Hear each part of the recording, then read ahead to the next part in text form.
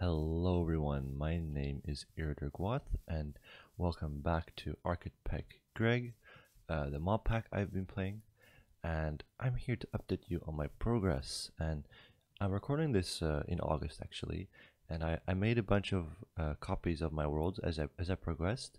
So I'm just gonna go and visit some of these old saves and show you everything I've done, because what I want to show you in this video is basically how to get from your low voltage systems into medium voltage, and like what the kind of things that I did to be able to make that step basically.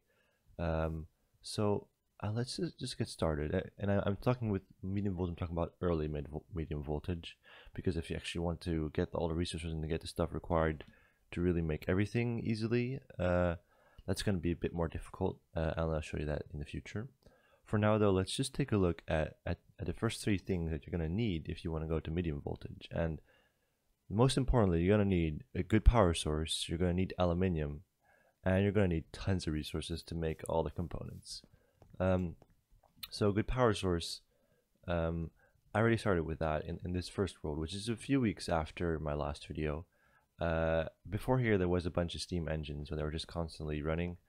But it's much more efficient to just fully switch to these generators, or at least it's a lot less effort to maintain them, because the other ones required tons of fuel that I didn't really have. Well, this fuel I'm just making constantly, so that's quite useful. As you can see, it's the same as before. Just add an extra distillery to speed up the process of making more fuel. Let me show you real quick one of the most annoying components to make. Is the electric motor. You're going to need tons of them, absolutely tons of them, and most of this is not too difficult. Well, actually the copper cables can be annoying, but I'll show that in a second. But the 2 times copper wires are especially annoying, because that means you need 1 2 3 4 times 2 8 copper wires for just one motor, and 8 copper wires, that's 2 copper ingots. And you might think, oh, that's not too much, but well, when you need to make a ton of these motors, yeah, it's going to be a lot, I'll tell you that for sure. And you're also going to need a lot of copper for making circuits, because you're going to be making a lot of circuits, and the circuits you're going to need to make are these circuits, because these are the MV circuits. And at first these are also MV circuits, but you don't have the resources yet or infrastructure to make these, so you're going to have to make these, these, and you're going to need 4 of these circuits for just one of them. And these circuits, I've been making them for a while already. They are very annoying to make. I showed you them last time as well. Like, you're just gonna need so much red alloy wire, which you can only make with this carpet, which you of course need black wool for. So you're gonna need a ton of sheep. You're gonna need a ton of sticky resin to make all these coated circuit boards. You're gonna need a ton of paper for the vacuum tubes. Although I definitely recommend you, as soon as possible, try and get an assembler. I made one here, and allows you to make these things just a bit more efficient. Like, especially these vacuum tubes are just much better if you make them in assembly. As you can see here, it's normally 3 copper wires, or 3 fine copper wires. Here it's only 2, and it's definitely over 45 copper wires, because from one cable you just get 4 of them. So it's much more efficient to use these than use these copper wires. Unfortunately, also glass tubes are very annoying to make. You need a lot of glass for them, and the paper. What I definitely recommend for using that is another machine, but I'll show you that in the future. I haven't actually made it yet in this version. Anyway, another thing I want to mention is like a machine like the lathe. Definitely make one of these, because they make it much more easier. I'm sorry, to make rods, and you're gonna need a lot of rods for all kinds of things. So be sure to make one of those. It's just gonna be way more efficient than if you do any other kind of method.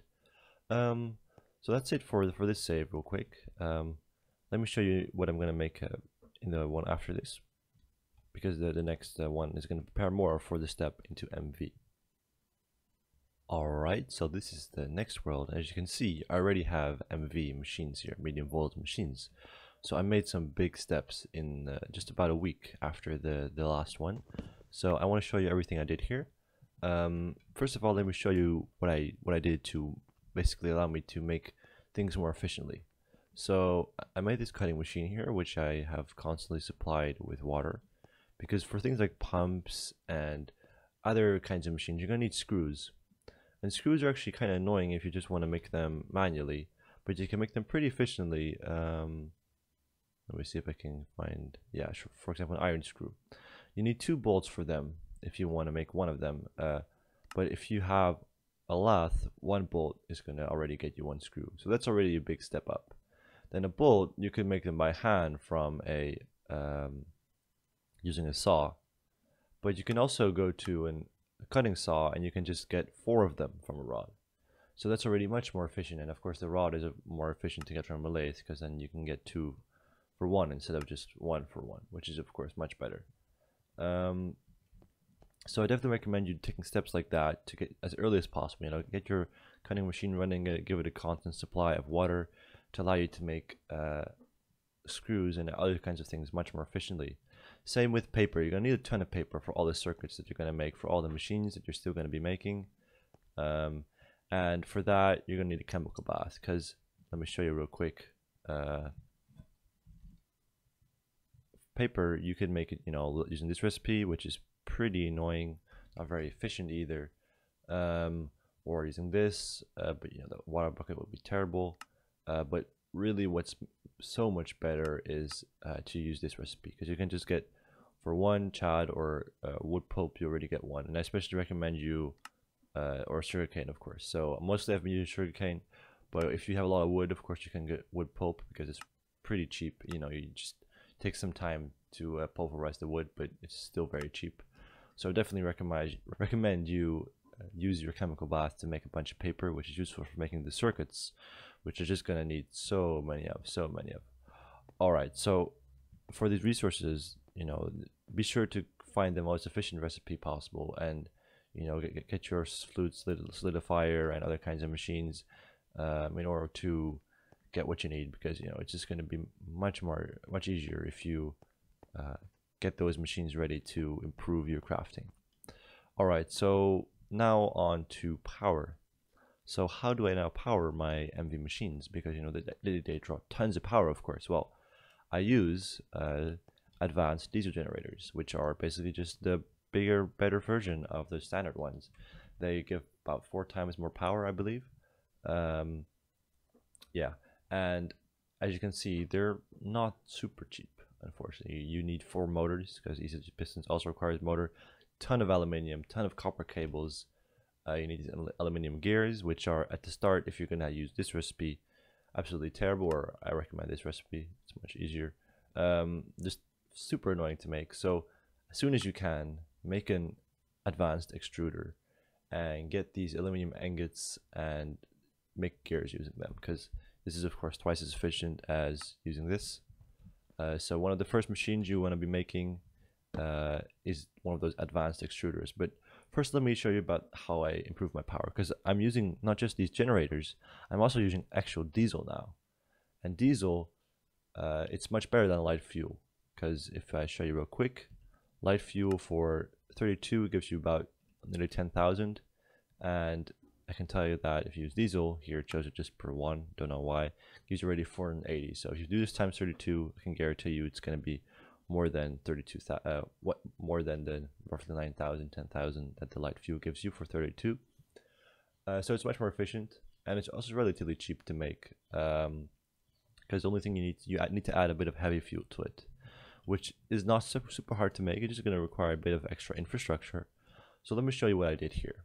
First of all, getting heavy fuel from light oil is not efficient at all. Let me show you real quick how to make this. As you can see, light oil only gives you 10, so that's just ridiculous. You don't want to do that. Raw oil, it's not amazing, but you know, it's doable. 100 to 15, you know, it's better than this. So that's what I've mostly been using, because of course using heavy oil is much more efficient, but heavy oil is actually kind of far away in my world, so I just didn't bother doing it, because it would just have to make too long of a pipeline in order to actually get the heavy oil to come here and then use it. So I've just been using another oil well, which is somewhere over there, which is going to give me raw oil, and of course still using the light oil for the light fuel. So let me show you where it is. Yeah, it's over here. So as you can see, I made this nice underground spot that allows me to just have a bit more piping. As you can see, it's really kind of complicated. Everything goes yeah, everywhere basically. So as you can see, the raw oil comes in here. It goes into the sulfuric heavy fuel. That's what this is distilling right now, but it goes instantly into the other. I'm actually using a pump over there. Anyway, and the sulfuric heavy fuel, just similar to light fuel, you can just turn it into heavy fuel. It's really not anything different. And then what you do need though is an advanced mixer in order to be able to mix these two together. And for that you're going to need some basic MV power. So at first, you know, I needed to make a bunch of LV basic diesel generators, and as you can see, that's what I'm doing right here. I'm using a transformer, which allows you to turn different kinds of power into other kinds of power. So I'm turning LV power, 4 amps of this, into 1 amp of MV power, which allows me to power this mixer, because it runs quite infrequently, because you know, this goes relatively slowly, so only every once in a while it has to do this, and for that this is more than sufficient. But once you have it, it's going to be just much more efficient to power all your machines with. As you can see, some of these are still running on leftover light fuel, and eventually it'll be filled up with normal diesel now. And as you can see, I made 2 machines here. These are definitely, I would recommend the first machines you should get in MV, because this one you can use for making plates, and plates take quite a while in a basic one. So I definitely recommend making an advanced bending machine to make your plates much faster. And the extruder, it's useful for all kinds of recipes. For example, the gear that I showed you, but also for pipes. As you can see, I have a pipe shape here. This is much more efficient than what I was doing before, which would require me to run it twice through here to get the curved plates. And yeah, I definitely recommend you getting extruders as fast as possible as well. It does require quite a lot of power, so you're going to need, you know, at least some kind of, these are 2 advanced diesel generators running to this medium voltage buffer.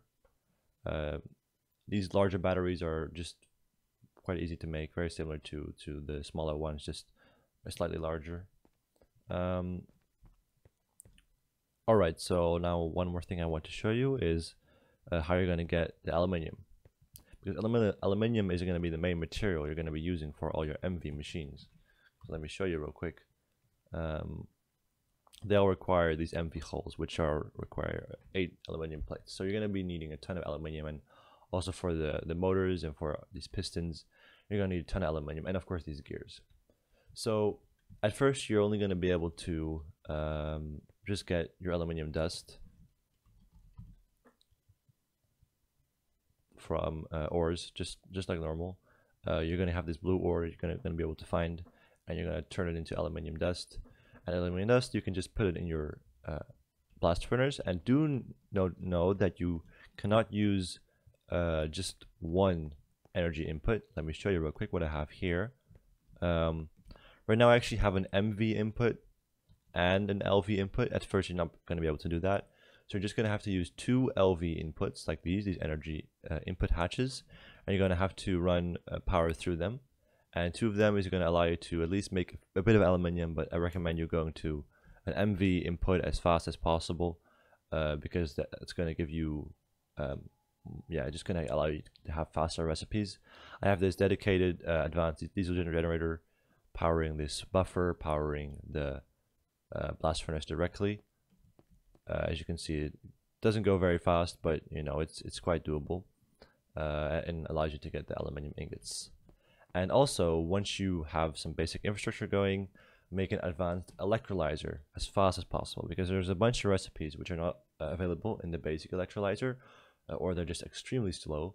But one of the first things you want to do is get bauxite, because bauxite is going to be the most common ore in aluminium veins. It's going to be mostly bauxite, bit of aluminium, bit of some other stuff as well. But you want to be able to use the bauxite, and for that you're going to need to use this electrolyzer. As you can see, there's quite a lot you need for getting about, so it roughly halves, as you can see. You also get a lot of hydrogen and oxygen, which is nice, because you're going to be able to use that for other processes that you're going to, you know, oxygen is useful for making steel, and the hydrogen for, you know, distilling, getting the sulfur out of the fuel.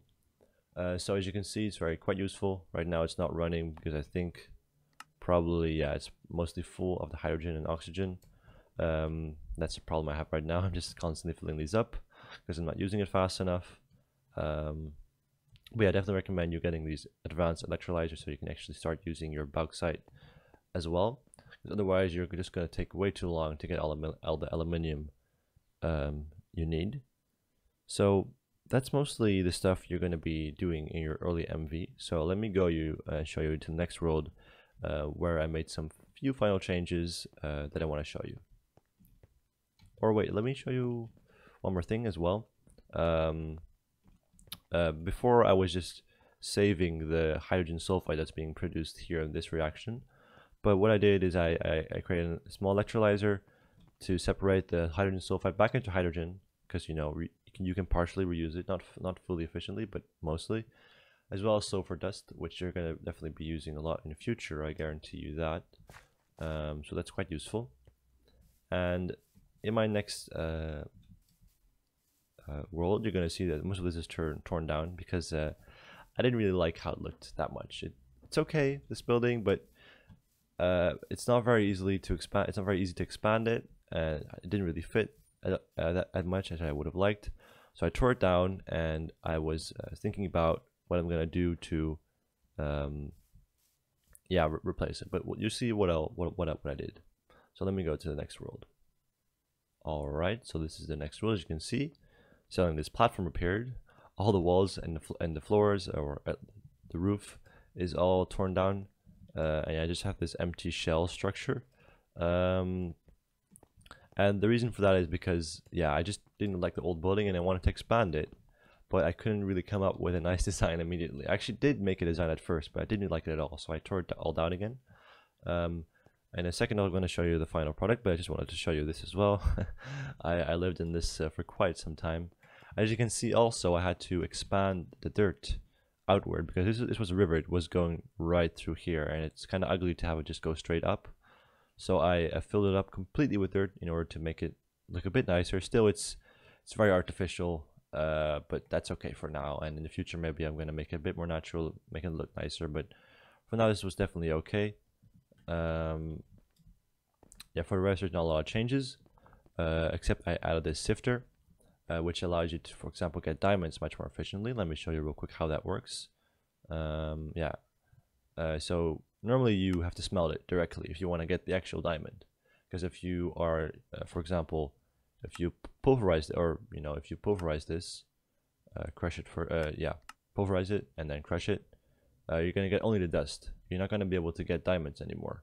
You're going to need another kind of machine if you want to do that, and that's not really possible in this early on. So instead you have to smelt it, which is of course less efficient.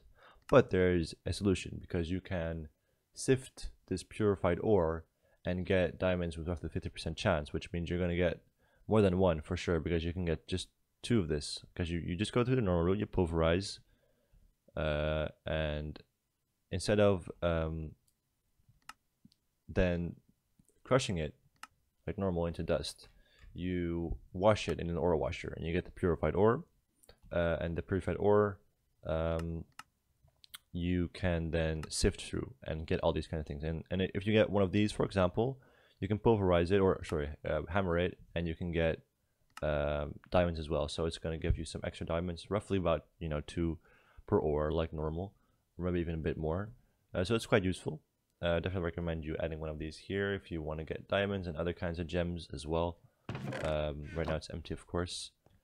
As you can see also, I fixed the problem with having too much oxygen and hydrogen.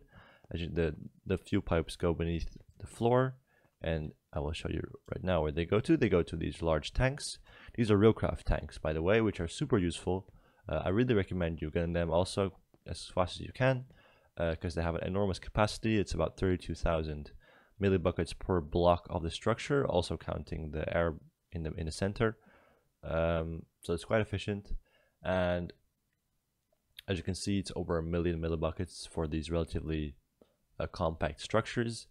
As you can see, my diesel is completely filled up. That took quite a while, quite a lot of oil I burned through. Had to I've basically almost finished the entire well.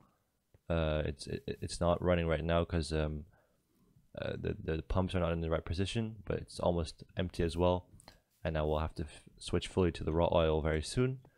But yeah, it's very nice to have this buffer because, you know, if your oil production or other kinds of things break down, you have a very, very, very large buffer in order to still let your machines run for quite a lot of time. Because, you know, storing the diesel instead of storing the power is much more efficient, because you would have to have a ton of battery buffers if you want to store the same amount of power as I'm storing with this diesel. And it's, you know, turned into power basically yeah, for free, like very easily, without any kinds of issues or things you have to worry about in these diesel generators. They don't heat up or anything. It's very, very efficient. So that's very nice. And I have this storage space for the oxygen and the hydrogen as well, so I can actually, you know, use both this electrolyzer as a source as well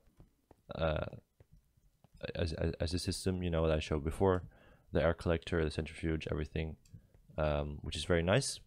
Let me now go to the next world and show you what I made to make this look a lot nicer. Alright, so as you can see, there's a nice building here now. Maybe you don't like it, but I'm happy with it. As you can see, there's some granite, some bricks, some terracotta, some bit less glass as well. And it gives you this old industrial vibe, less modern, because this was the original building, and I expanded it with something that looks a lot more modern, with more glass, these wider, smoother colors, blocks. This quarried block is something I just got over there. I just mined it, and you can smell it. And this polished andesite, which just looks also a lot more modern. As you can see, a lot more glass. So that's kind of what I wanted to go for. So like this old building that's expanded with a modern wing. Inside, there's not a lot of changes. As you can see, there's just a nicer space for all these tanks. Not really much changes here either. This is all still the same. As you can see, this just looks a lot better. I did rebuild the nitrogen deletion system because I was running out of oxygen, so I needed to have this running again. So yeah, that's it. How you get from roughly LV tier into early MV tier. It's really all about getting the resources, using the most efficient recipes, using all these different kinds of machines. Definitely try and look through all the recipes that there are. And then you need to start getting your aluminium also from the bauxite as soon as you can. Start getting these basic machines going so you can make things even more efficiently, and then get your power system running up. And I definitely recommend you using diesel because it's very easy, and it gives you very few headaches. Yeah, the only thing you need to do is occasionally switch your oil wells. As you can see, this one ran out completely. So now I'm relying completely on raw oil. As you can see, it's actually a different well as well. This one over there, it's already run out as well. But now I'm just getting it from over there. Very easy. It's a bit different now as well. I just turn the raw oil directly into the sulfuric light fuel. It's a bit faster, so that's nice. So yeah, that's it for this episode. I just wanted to show you my progress in the past months. There's a lot more progress to show as well, which I'll do in the next video. But for now, I wanted to show you the first steps you have to take to go from LV tier into early medium voltage tier. So yeah, I hope you enjoyed. I hope it was useful for you. Thanks for watching, and I'll see you all next time.